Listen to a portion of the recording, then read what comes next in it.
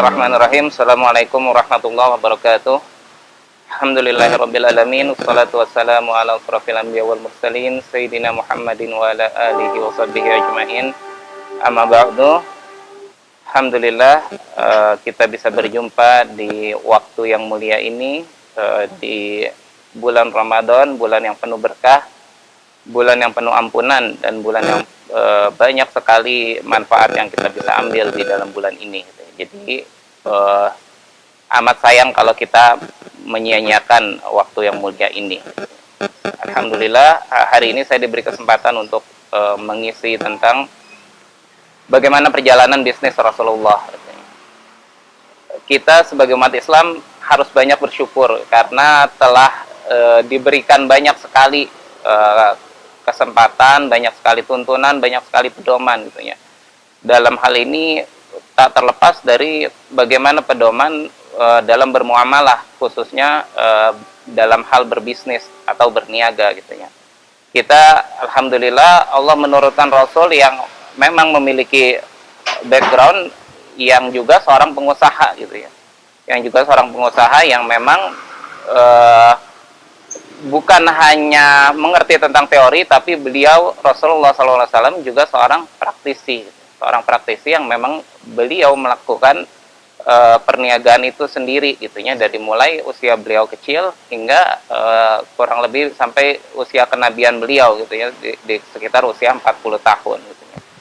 Jadi kita patut bersyukur karena Rasulullah memberikan tuntunan, pedoman, dan cara-cara yang sangat komprehensif gitu ya, secara Islami gitu ya. Jadi ketika kita melakukan bisnis atau berniaga atau usaha apapun, kalau mau mengikuti dengan syariah Islam, maka Rasulullah sudah menyediakan template-nya gitu. Jadi kita tinggal hanya mengcopy paste apa yang dilakukan Rasulullah. Tentunya dalam hal rambu-rambunya, khusus untuk urusan teknisnya itu pasti ada perubahan yang sangat mendasar gitu kan, karena pasti berbeda urusan berbisnis di zaman dulu yang belum ada transportasi, belum ada komunikasi, dibandingkan dengan bisnis di era sekarang yang hampir semuanya sudah menggunakan digital dan ya dengan fitur internetnya dan lain-lain sebagainya gitu ya. Tapi secara template, secara pedoman, secara rambu-rambu itu sudah terangkum semua dalam ajaran Islam.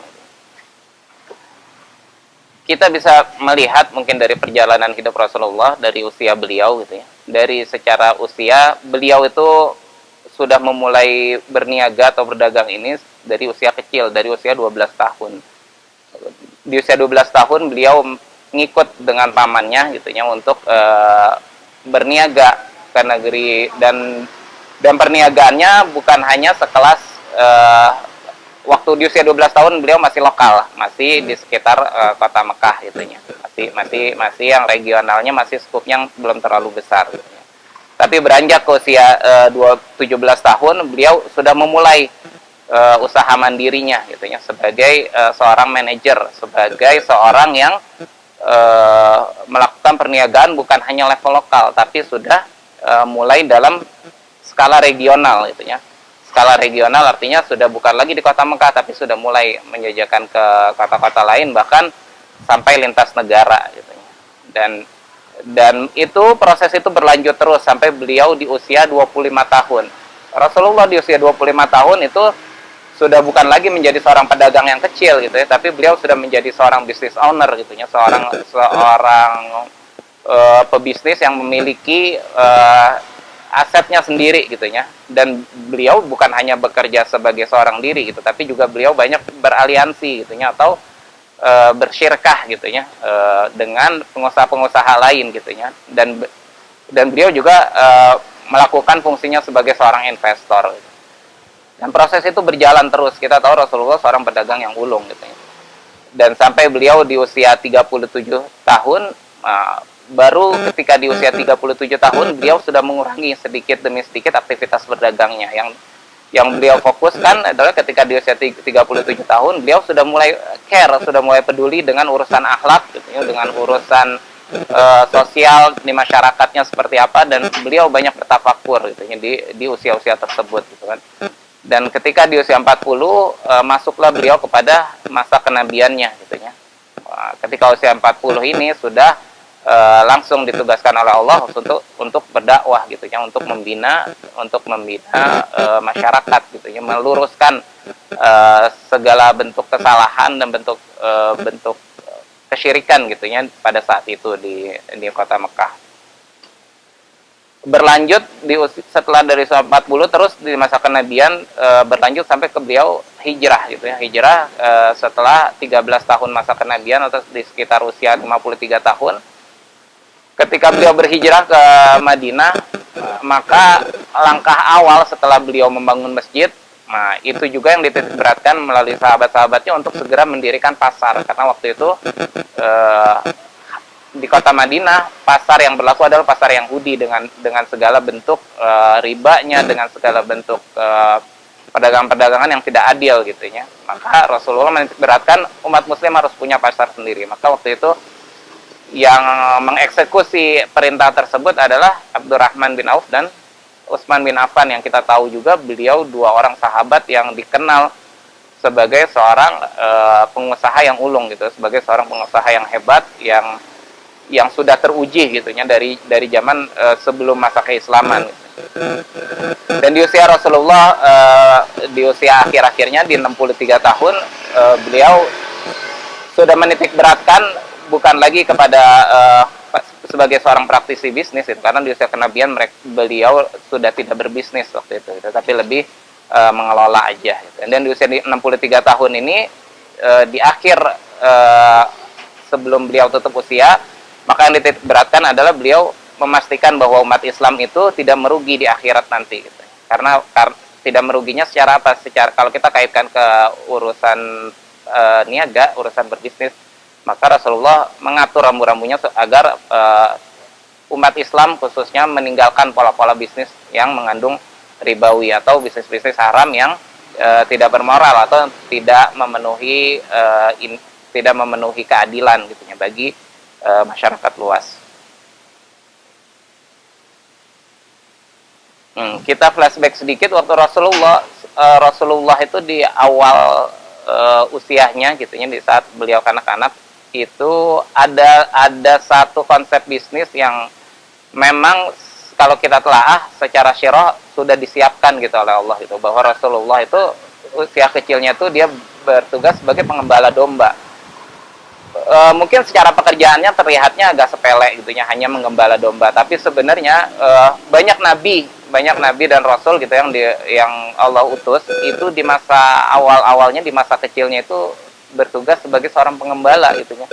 Kenapa sih kalau Allah memilihnya pekerjaannya tuh sebagai pengembala gitu ya? Karena kalau kita telah dari secara segi organisasi, pengembala ini ibarat mengurus sebuah organisasi gitu. Sebuah organisasi cuma yang diurus karena menggembala hewan, yang diurus adalah hewan. Itu adalah bentuk sebuah latihan terkecil gitu ya. Jadi sebelum kita bisa merapihkan struktur organisasi atau mengurus organisasi itu berjalan, maka yang tes awalannya suruh mengurusi hewan dulu gitu ya. Bagaimana bisa menata hewan supaya teratur waktu makannya segala macamnya, sehingga ketika kita sudah berhasil di tes terkecil gitu ya, ngurus hewan dulu, maka insya Allah kedepannya itu menjadi satu modal ketika kita nanti akan mengelola orang gitu ya, mengelola SDM, mengelola organisasi yang strukturnya mungkin lebih kompleks gitu ya, lebih rumit gitu kan. Jadi masa kecil awal itu sebagai pengembala itu sebagai fase latihan yang memang Allah sudah sengaja mengarahkan ke posisi tersebut.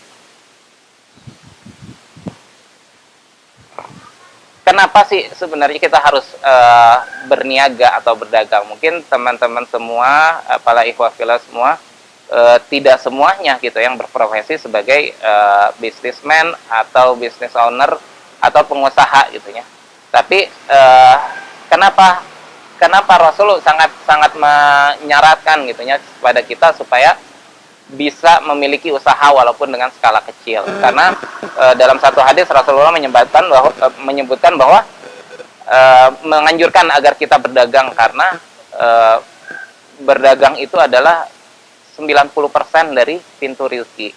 Artinya konteks hadisnya kurang lebih seperti itu, bahwa Rasulullah menyebutkan 9 dari 10 pintu rezeki itu ada dalam perniagaan gitu. Jadi hanya 10% yang bukan dari pintu niaga gitu. Jadi artinya kalau teman-teman sekarang punya pekerjaan, mungkin ngantor, jadi pegawai dan segala macamnya, ketahuilah bahwa itu sayang gitu, hanya 10% dari sumber rezeki yang Rasulullah sebutkan. Jadi sebenarnya ada banyak pintu rezeki lain, ada 90%-nya tuh yang di luar dari fungsi kita sebagai seorang karyawan gitu ya. Jadi amat sangat disarankan, walaupun teman-teman sekarang bekerjanya ada yang sebagian jadi pegawai, tapi kalau bisa mencoba untuk memulai berniaga walaupun dalam skala yang tidak terlalu besar gitu ya. Tapi bisa jadi nanti ketika ini sudah mulai membesar, maka teman-teman bisa mulai beralih untuk ke bisnis secara total gitu. Ya, Rasulullah sejak usia 12 tahun sudah mulai berusaha gitu ya. Sudah mulai berdagang. Selain mengembala, beliau juga coba berdagang dalam skala regional.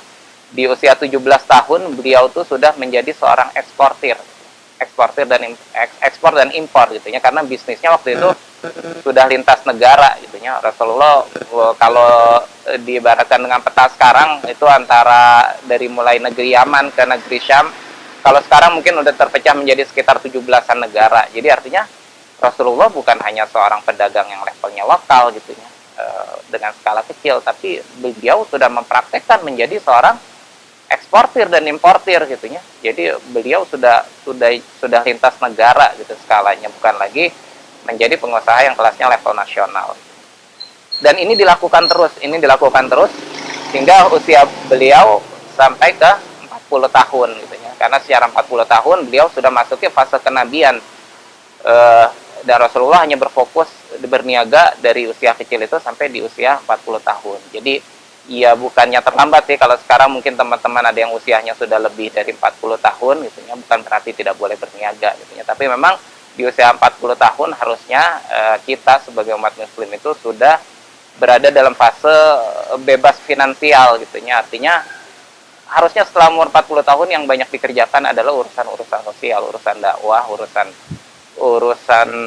sedekah, urusan dan lain-lainnya. Artinya bab finansialnya itu seharusnya sudah terpenuhi gitu ya. Tapi tentunya setiap orang kondisinya tidak sama gitu ya.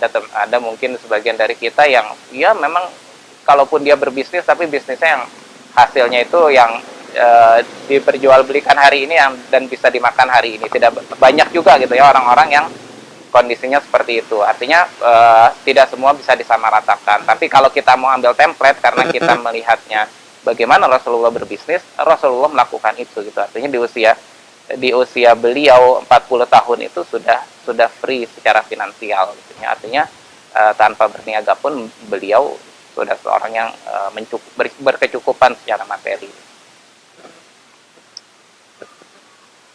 Lantas apa fondasi bisnis atau dasar bisnis yang Rasulullah terapkan gitu ya? Yang Rasulullah terapkan dalam bisnisnya, ya ada tentunya sesuai dengan sifat beliau gitu. Jadi Rasulullah juga bukan terlahir sebagai orang yang kaya yang banyak memiliki harta gitu ya. Tapi beliau memiliki sifat-sifat yang itu sifat-sifat unggulan, sehingga ketika beliau mau memulai bisnis atau mulai berniaga itu tidak sulit gitu untuk mencari modal dan kelengkapan lainnya gitu ya. Jadi ini jangan jadi alasan gitu ya bagi kita yang terlahir dalam kondisi secara kurang mampu gitu ya. Rasulullah juga dulu bukan orang yang berlebihan gitu ya, artinya mempunyai kekayaan yang berlebihan. Dari sejak lahir kita tahu beliau seorang yatim, seorang piatu gitu yang dirawat hanya oleh kakeknya dan kemudian dilanjutkan oleh pamannya gitu ya. Jadi tidak ada juga harta yang diwariskan secara berlimpah, dan Rasulullah memulai berniaganya dalam kondisi bisa dibilang dari nol gitu ya. Jadi bukan alasan bagi kita yang sekarang di kondisi tidak memiliki modal terus jadi susah bisnis kalau nggak punya modal gitu kan. Karena biasanya orang yang punya banyak alasan dikasih modal pun bisnisnya nggak jalan gitu ya. Ketika dikasih modal dia bingung lagi bertanya mau bisnis apa ya. Sampai ditunjukkan juga disuruh bisnis ini, bisnis A, bisnis B, bisnis C. Kemudian yang muncul adalah pertanyaan lagi, bagaimana yang memulainya. Maka itu semua sebenarnya dari masalah mental kita. Jadi orang yang memulai bisnis dari nol pun itu bisa, dan banyak yang berhasil gitu kan. Dan Rasulullah mencontohkan hanya dengan dari aktivitasnya, dari perilakunya, dari sifat-sifatnya gitu ya. Kenapa Rasulullah mudah mencari investor zaman dulu? Karena beliau sudah terkenal dengan sifatnya gitu ya, sifat sidiknya, sifat amanahnya, sifat watonah dan sifat tabliknya gitu ya. Jadi empat sifat ini yang jadi modal utama beliau gitu ya. Beliau terkenal sebagai orang yang dijuluki Al-Amin, orang yang terpercaya gitu ya. Artinya orang-orang jahiliyah pun orang-orang kafir Quraisy pada waktu itu gitu ya, beliau percaya sebenarnya dengan apa yang disampaikan oleh Rasulullah gitu ya. Tapi karena bertentangan dengan hatinya, jadi banyak orang Quraisy yang dulu menolak secara keislaman gitu ya. Tapi untuk urusan lain, untuk urusan berniaga, Rasulullah benar-benar diakui gitu ya, benar-benar diakui bahwa beliau sebagai seorang yang memang amanah dan beliau terkenal terpercaya. Maka Rasulullah pun menjalankan bisnisnya dengan penuh kejujuran. Makanya setiap orang yang berinteraksi dengan beliau, apalagi secara bisnis, itu hampir sering berlanjut secara panjang. Artinya ketika kenal sekali, melakukan bisnis sekali, repeat ordernya tuh yang sering gitu ya. Karena orang nyaman gitu ya, dibuat nyaman oleh Rasulullah untuk berinteraksi, untuk berbisnis dengan beliau gitu ya, karena sifat-sifat yang beliau miliki.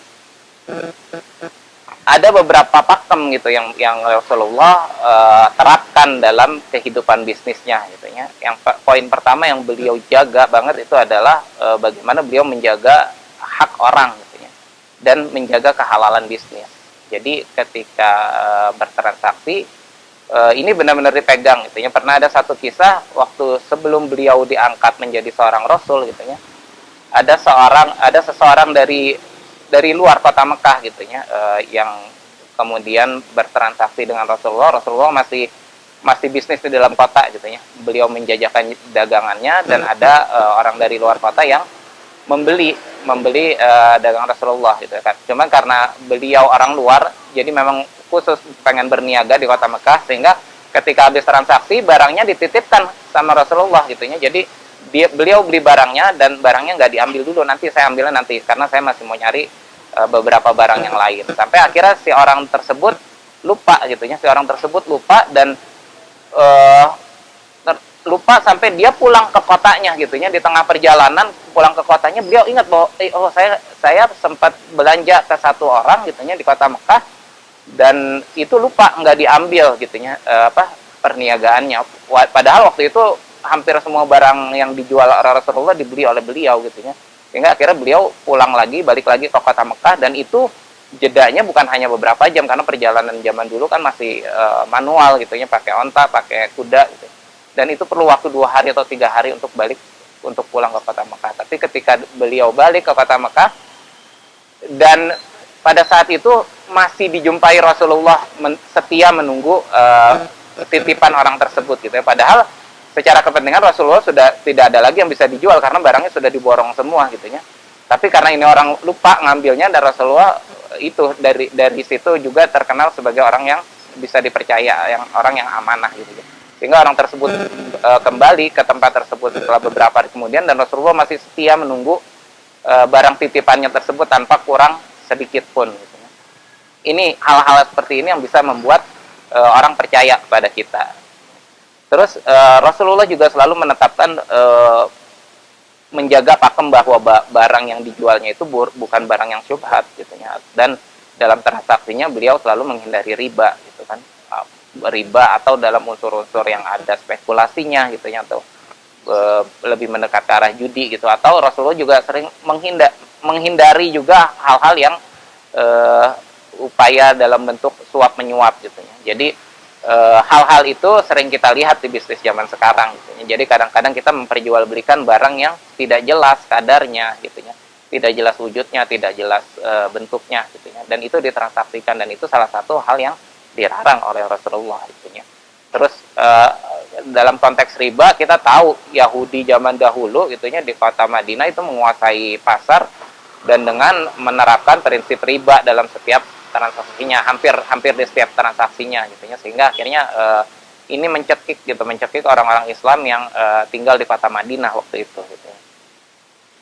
Dan poin ketiga yang dijaga oleh Rasulullah adalah menghormati kesepakatan gitu, dan tidak bertindak sewenang-wenang gitu ya kepada konsumennya gitu. Jadi ini sebenarnya hal kecil yang kelihatannya sepele buat kita gitu ya, tapi terkadang kita suka menjajakan bisnis ketika sudah deal sama yang lain gitu ya, kemudian muncul tawaran baru yang dia menawarkan harga yang lebih bagus, secara keuntungan dapatnya profitnya kita bisa lebih besar, sehingga kita dengan mudah membatalkan kesepakatan bisnis dengan orang pertama yang padahal sudah waktu itu sudah dalam deal gitu ya, sudah ada kesepakatan, sudah ada tanda jadi, dan tinggal menunggu pelunasan aja misalnya gitu. Maka ini salah satu hal juga yang diharamkan gitu ya, bahwa tidak boleh membatalkan kesepakatan hanya karena ada tawaran yang lebih menggiurkan gitu. Dan itu dijaga benar oleh Rasulullah. Prinsip penjual, Rasulullah juga mencontohkan prinsip marketingnya gitu ya. Jadi dalam konteks marketing Rasulullah juga menerapkan, dan kalau kita lihat teori marketing yang dalam bisnis sekarang itu sebenarnya banyak sekali kesesuaiannya dengan apa yang dilakukan oleh Rasulullah gitu ya.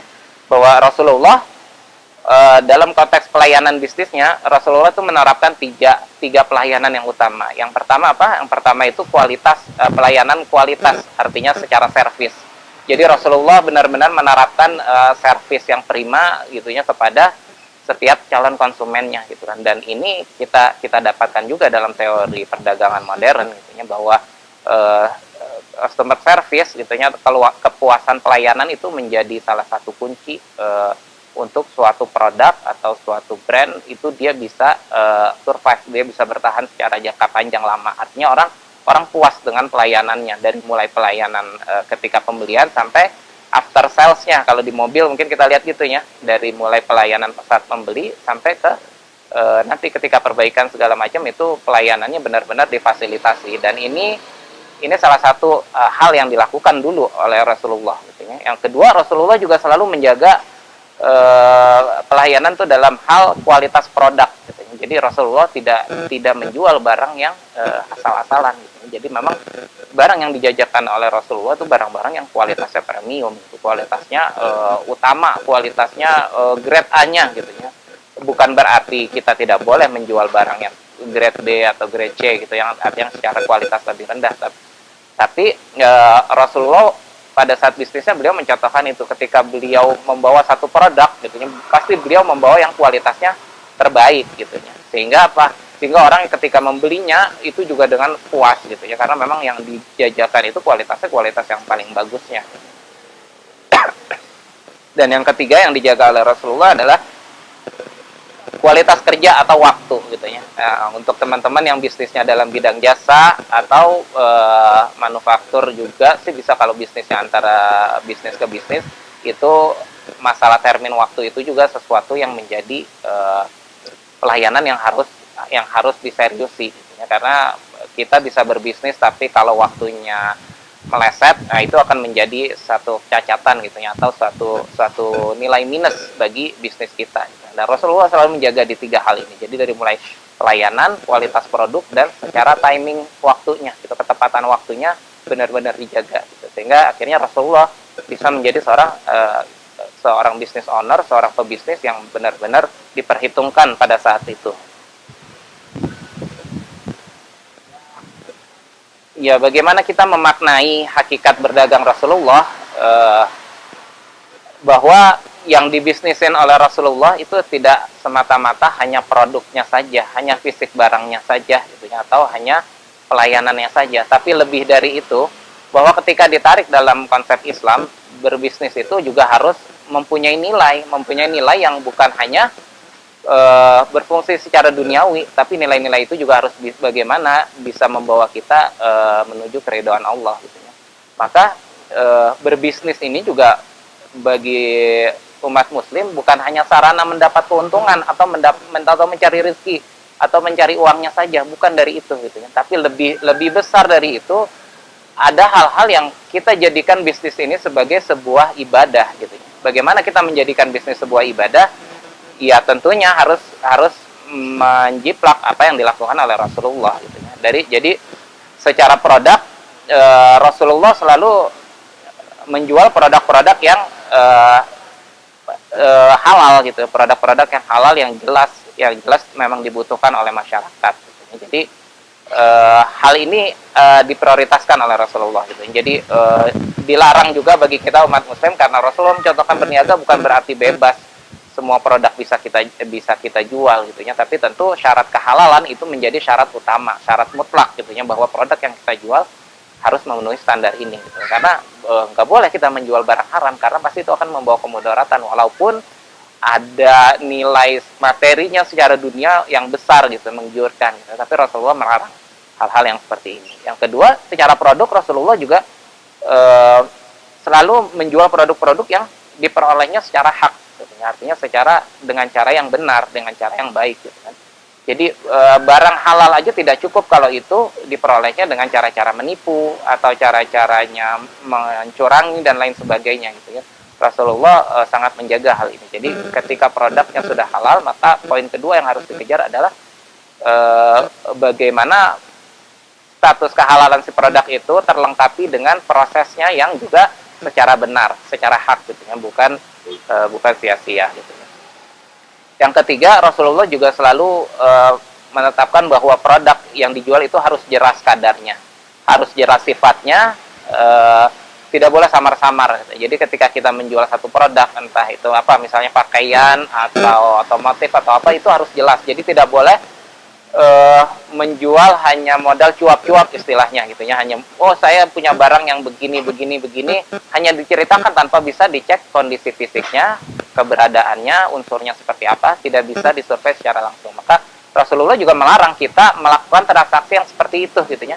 Kita membeli barang, kita nggak tahu kejelasan barangnya seperti apa, nggak mungkin foto produknya tidak real, maka yang Rasulullah jaga sebagai patronnya, sebagai polanya, kita selidiki si barang tersebut gitu. Kalau memang bisa dikunjungi, kita kunjungi, karena itu jauh lebih aman secara bisnis buat kita gitu ya.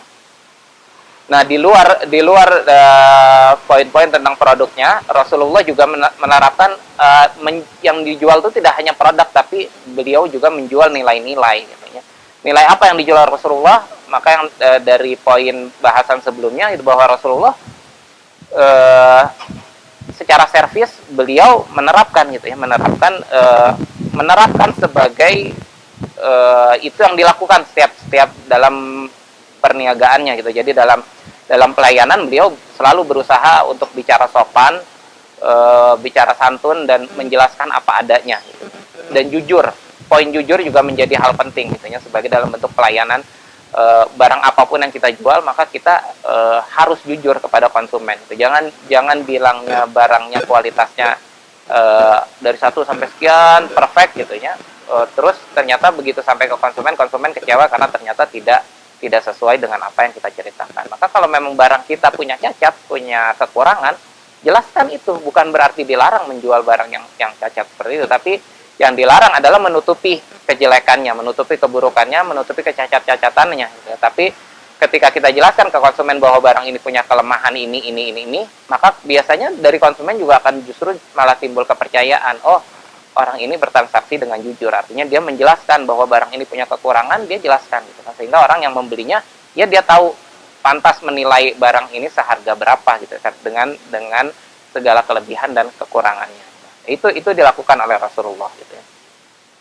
Dan poin ketiga yang Rasulullah lakukan secara nilai, beliau dalam berinteraksi, dalam bermuamalah, dalam berbisnis, itu selalu proporsional dalam menentukan laba atau keuntungan. Mungkin zaman sekarang ada barang-barang yang istilahnya tuh blue ocean, itu tidak ada pesaingnya, tidak ada produk saingannya atau segala macamnya gitu ya. Tapi produk itu mungkin dibutuhkan. Kadang-kadang ketika kita mendapatkan barang yang seperti itu, manusiawi secara fitrah kita akan berusaha menjualnya dengan harga semahal mungkin gitu ya. Rasulullah termasuk salah satu orang yang beliau menghindari hal-hal seperti ini. Jadi bukan nggak boleh ngambil untung berlebih gitu ya, bukan nggak boleh, silahkan ngambil untung 100%, 200% selama untung itu masih dianggap proporsional gitu ya. Artinya tidak dengan disertai kecurangan-kecurangan, atau tidak dengan kita menahan barang gitu ya. Jadi sehingga barang itu langka, kemudian dikeluarkan sedikit demi sedikit dengan alasan untuk mendapat keuntungan yang berlebih gitu ya. Rasulullah bukan orang yang tipe seperti itu gitu ya. Rasulullah selalu fair, selalu fair aja dia ketika barangnya memang wajar dihargai mahal, maka beliau akan menghargai dengan mahal gitu ya. Dan beliau juga tidak pernah bahasanya mungkin nggak pernah ngegetok konsumen gitu ya. Artinya tidak menerapkan harganya ketika ini barang harga Rp1.000 tiba-tiba dijual dengan harga puluhan juta gitu. Memang dalam konteks bisnis ya fair-fair aja, nggak masalah selama ada yang mau beli gitu ya. Artinya kita nggak perlu tahu modal kita berapa terus kita jual semahal mungkin, nggak jadi masalah. Tapi kalau untuk bisnis jangka panjang sebenarnya, apalagi kalau kita yang sifatnya supplier atau kita memproduksi barang terus kita ngejual ke brand atau segala yang konsepnya seperti itu, ini lama-kelamaan akan menjadi nilai jelek gitu ya. Artinya orang tiba-tiba, oh ternyata saya beli ke si A ini kemahalan ya, ternyata saya beli ke harusnya nih harganya nggak sampai segitu, tapi karena saya nggak ngerti harga dulu sehingga saya dikasih harga mahal, saya beli aja. Mungkin dia tidak rugi secara finansial karena juga dia masih bisa jual dengan harga yang lebih mahal, tapi bisa dijamin bahwa dia tidak akan lagi balik ke kita gitu ya. Dia pasti akan mencari supplier lain yang bisa mengasih harga lebih wajar gitu ya, lebih murah mungkin secara ini. Maka Rasulullah selalu proporsional dalam menetapkan labanya. Kemudian Rasulullah juga memberikan kelonggaran pembayaran bagi konsumennya yang mempunyai modal minim gitu ya. Jadi bukan larangan bagi kita yang bisnisnya masih dengan tempo-tempo gitu ya. Artinya ketika kita nerima barang atau kita menyuplai barang itu dibayarnya mundur, itu wajar karena Rasulullah pun melakukan itu gitu ya. Tapi Rasulullah melihat orangnya gitu. Gimana konsumennya, gimana pembelinya, ketika dia bisa dipercaya untuk dikasih kelonggaran, maka beliau melakukan itu gitu. Dan nilai terakhir yang Rasulullah terapkan adalah selalu berlaku adil dan transparan. Saya jelaskan tadi bahwa transparan itu berarti dia menjelaskan secara detail barangnya seperti apa. Tidak ada sesuatu yang ditutup-tutupi. Nah, lebih luas dari itu bahwa ketika kita menjalankan bisnis lebih luas dari nilai-nilai duniawinya gitu, maka ada nilai besar yang kita tuju sebenarnya ya balik kepada nilai ibadah kepada Allah gitu ya. Nilai bagaimana kita melalui bisnis bisa meraih keridhaan Allah gitu ya. Karena dalam setiap aktivitas ketika kita niatkannya untuk Allah, maka itu akan dijadikan ada nilai pahala di dalamnya gitu. Maka akan sangat rugi ketika kita bermuamalah yang harusnya itu bisa menghasilkan pahala, tapi hanya menghasilkan secara materi mungkin bagi kita gitu. Artinya kita hanya bisa menikmatinya di dunia gitu ya, tapi tidak di akhirat. Maka Rasulullah selalu meniatkan gitu aktivitas niaganya, berdagangnya itu sebagai bagian dari beribadah kepada Allah. Kita mulai dengan niat, kita jauhi cara-cara yang salah, cara-cara yang kotor, yang sesuai dengan syariah Islam. Insya Allah dengan niat itu aja, setiap aktivitas kita dalam berniaga itu sudah dinilai sebagai ibadah kepada Allah. Dan Rasulullah melandasi setiap aktivitas bisnisnya untuk mengharap keridhaan Allah gitu ya. Jadi yang dicari bukan hanya ujung-ujungnya uang, karena percaya kalau ketika kita dalam berbisnis hanya yang dikejar hanya uang, maka kita akan disibukkan dengan uang itu. Dari pagi sampai malam yang diuruskan hanya urusan dunia untuk mengejar keuntungan. Ketika kita rugi kita akan gelisah gitu ya. Ketika kita untung kita juga tidak akan puas gitu, karena selalu yang dikejarnya hanya uang. Tapi ketika kita niatkannya untuk beribadah kepada Allah, mencari keridhaan Allah, maka ketika kondisi-kondisi terpuruk, ketika kita mengalami kerugian, maka itu jadi bahan muhasabah kita, bahan introspeksi kita bahwa mungkin Allah mengingatkan kita untuk berhenti sejenak gitu ya. Atau mungkin ada hal-hal lain yang harus kita koreksi secara syariahnya, secara muamalahnya mungkin banyak yang melanggar syariah. Jadi kita jadikan dalam kondisi rugi ataupun untung itu sebagai bahan introspeksi kita gitu ya. Introspeksi kita untuk terus berbenah diri untuk meluruskan niat kembali.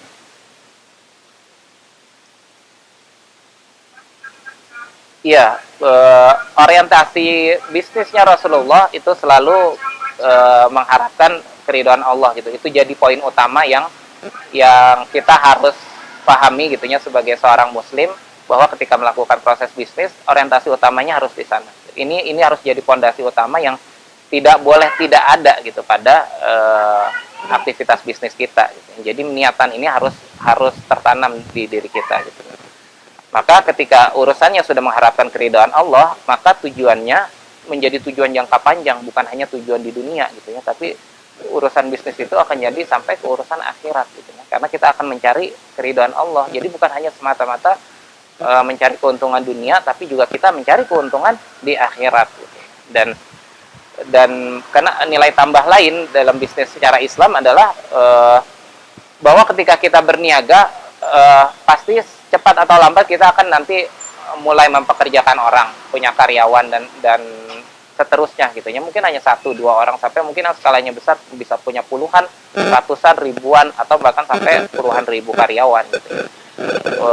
Ini sebenarnya bisa dijadikan sebagai sebuah ladang dakwah ketika kita memimpin organisasinya, kita ketika menjadi business ownernya, maka kita bisa menentukan kebijakan-kebijakan yang itu bisa membuat bukan hanya kita lebih dekat kepada Allah, tapi karyawan kita, pegawai kita itu bisa kita arahkan untuk semakin mendekat kepada Allah. Kita bisa fasilitasi mereka untuk beribadah gitu ya. Kita bisa sambil membina mereka secara keislaman gitu ya. Dan itu karena kita pemiliknya, karena kita business ownernya, maka itu bisa dijadikan sebuah peraturan gitu yang sifatnya wajib untuk seluruh karyawan kita. Dan inilah yang dimaksud dengan berdakwah menggunakan tangan kita gitu ya. Bukan hanya secara lisan, tapi menggunakan kekuasaan kita secara kita memiliki perusahaan atau memiliki sebuah bisnis yang bisa menentukan kebijakan apa yang harus dilakukan, apa yang harus diikuti oleh setiap karyawan kita, peraturan kita dari mulai tata cara berpakaiannya, harus syar'i dan lain sebagainya, itu bisa dengan mudah kita bisa tetapkan sebagai sebuah peraturan perusahaan karena kita memiliki perusahaan tersebut. Maka di sini pun ada nilai ibadahnya, ada nilai dakwahnya yang itu ketika dilakukan oleh para karyawan kita, insya Allah kita kebagian juga pahalanya menjadi sebuah pahala jariah gitu, terus mengalir selama selalu dilakukan oleh bawahan-bawahan kita nantinya. Ya, keberhasilan bisnis itu yang akan diperoleh jika dilandasi nilai spiritual. Artinya ketika kita sebagai umat Islam hanya melakukan bisnis ini secara dunia, sayang sekali karena sebenarnya bisnis itu bisa menjadi minimal dia bisa menjadi manifestasi ibadah kita, sebagai investasi ibadah kita gitu. Nanti nilai pahalanya akan kita lihat di akhirat kelak gitu ya. Selain itu juga ada nilai ilmu, skill dan pengetahuan yang kita bisa dapat secara syariahnya gitu ya. Dan terlepas dari itu, ketika bisnis itu berhasil, bisa sukses, maka ini akan bisa hasilnya bisa kita manfaatkan untuk membantu saudara-saudara kita sesama umat Islam misalnya. Dan hal lain yang bisa kita dapat dalam konsep bisnis Islam adalah nilai silaturahim gitu ya. Karena bisnis itu pada ujung-ujungnya nanti akan membentuk sebuah jaringan gitu ya, membentuk sebuah network, dan itu bisa kita jadikan sebagai ajang sarana untuk kita bisa bersilaturahim gitu ya dengan saudara-saudara kita sesama muslim di yang skalanya bukan hanya regional tapi bisa jadi secara nasional atau mungkin internasional gitu ya, di saudara-saudara muslim kita di luar sana gitu ya.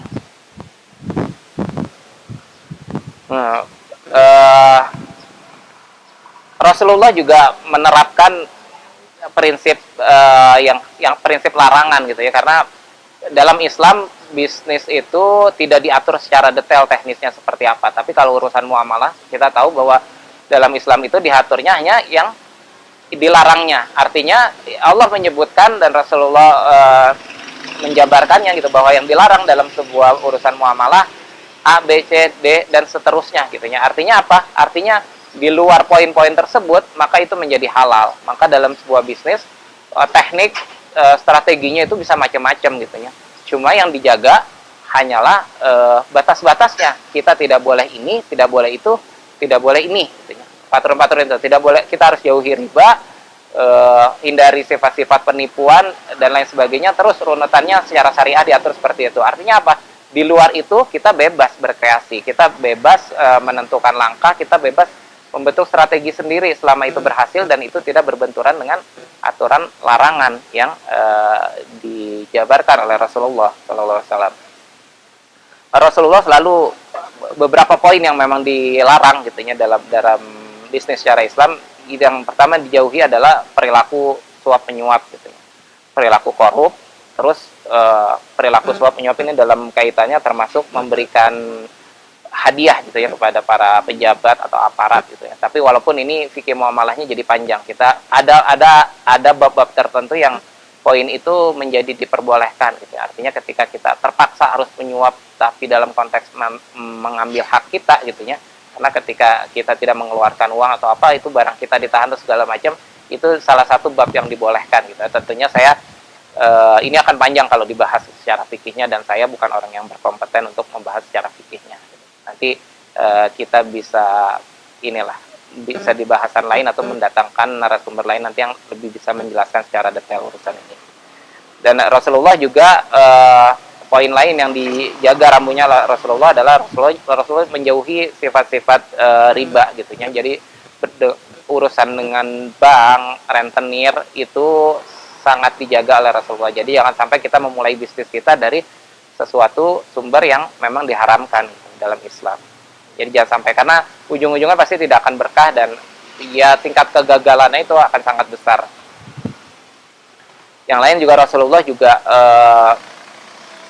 menjaga hak gitu ya, dalam hal ini tidak berlaku semena-mena gitu ya. Jadi menjaga hal-hal dari yang menghilangkan hak masyarakat gitu. Dalam hal ini dicontohkan tidak boleh mengambil tempat atau menggusur tempat secara tidak sah gitu. Jadi kalau secara pemerintah Islami juga ketika mau menggusur atau segala macamnya itu harus dengan sesuai syariah gitu. Artinya yang mau dipindahkan itu bersedia gitu ya, secara lisan minimal. Dan Rasulullah juga menjaga untuk setiap umat Islam itu tidak jadi menyedekahkan nilai harta yang diperoleh dari hasil-hasil yang batil gitu ya, dari hasil korupsi, dari hasil nipu segala macam, itu dilarang oleh Rasulullah. Ya, di akhir mungkin sebagai penutup, kenapa dibangkitkan motivasi untuk berniaga gitu ya bagi seluruh umat Islam. Karena Rasulullah menjanjikan bahwa ada sebuah hadis yang berbunyi bahwa seorang pedagang yang jujur itu akan bersama para nabi, orang-orang jujur, dan para syuhada di surga kelak gitu. Jadi luar biasa ini posisinya bagi seorang pengusaha yang dia benar-benar jujur gitu ya. Maka tempatnya ini nanti di surga itu akan disandingkan bersama para nabi, orang-orang siddiq, dan syuhada. Jadi kita bisa mengejar level surga yang tertinggi bukan dengan hanya ya, tapi dengan menjadi seorang pebisnis yang dia jujur. Dia jujur dan dia menerapkan nilai-nilai Islaminya dalam setiap aktivitasnya, dan dia benar-benar menjadikan bisnisnya itu sebagai sebuah ladang untuk mencari keridhaan Allah, bukan hanya sebatas mendapatkan keuntungan dunia. Maka ikhwah fillah rahimakumullah, amat sayang sekali gitu ya, kalau Rasulullah sudah memberikan pedoman, memberikan patron yang jelas dalam urusan bisnis dan kita tidak melakukannya. Karena yang terlewat bukan hanya dari sisi rezeki dunianya gitu ya, tapi dari ladang amalnya gitu ya, dari peluang kita untuk mengumpulkan pahala di satu sisi gitu ya, di satu sisi dalam hal kaitannya dengan bermuamalah. Maka saya berharap teman-teman yang belum mempunyai bisnis gitu ya, bisa mulai mencoba melakukan bisnis kecil-kecilan, tidak harus secara nominalnya gitu yang dikejar gitu, tapi mungkin bisa dikejar dari unsur syar'inya dan diniatkan itu sebagai ibadah kepada Allah. Maka dalam konteks bulan puasa ini, bulan Ramadan ini, segala aktivitas kita itu yang ketika kita niatkan itu sebagai ibadah, termasuk kaitannya urusan bisnis, maka insya Allah itu akan membawa pahala juga yang berlipat tentunya di bulan ini. Ya, wallahu a'lam bishawab, mungkin itu sedikit yang bisa saya sampaikan. Yang benar datangnya dari Allah, dan yang salah murni sebagai seorang manusia saya yang banyak memiliki kekurangan. Billahi taufiq wal hidayah. Assalamualaikum warahmatullahi wabarakatuh.